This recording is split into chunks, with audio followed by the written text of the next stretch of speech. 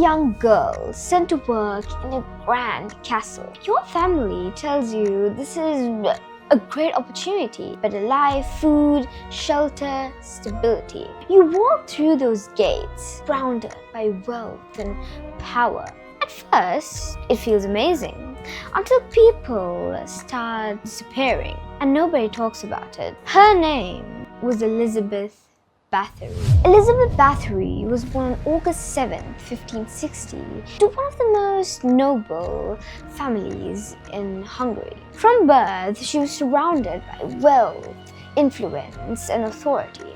She was highly educated for her time, intelligent, disciplined, and respected. But her environment also exposed her to cruelty. Harsh punishments and violence were not that uncommon in those noble households. And those influences may have shaped her later behavior. She married Ferenc Medasi, a wealthy nobleman, and moved into a large estate. While her husband was often away at war, Elizabeth managed the household and estates on her son, holding complete authority over servants and workers. At first, reports of her behavior were dismissed as strict discipline, servants being punished, treated harshly, something that wasn't that unusual during those days. But then, girls started disappearing.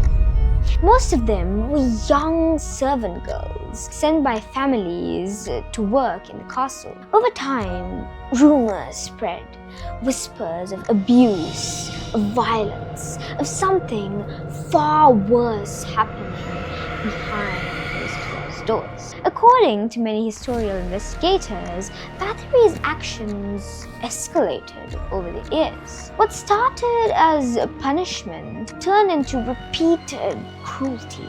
Some accounts claim dozens, even hundreds of victims, although exact numbers remain debated by historians. Eventually, the stories became impossible to ignore. In 1610, the authorities were sent to investigate.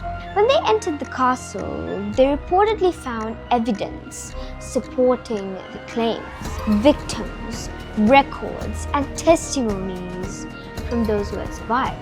Elizabeth Bathory was arrested. However, because of her noble status, she was never given a public trial like her accomplices. Several of her servants were tried and executed for their involvement. As for Bathory, she was punished differently. She was confined inside her own castle, sealed within a set of rooms with only small openings for food and air. No freedom, no escape. She remained there for years and years until her death in 1614.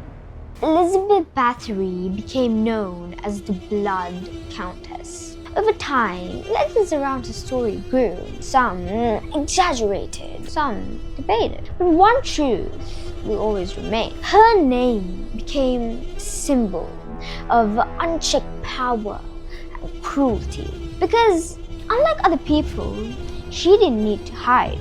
She was protected. And maybe our story today just goes to show how sometimes privilege can hide truth. This is Mershi Talks, and I'll see you in the next video.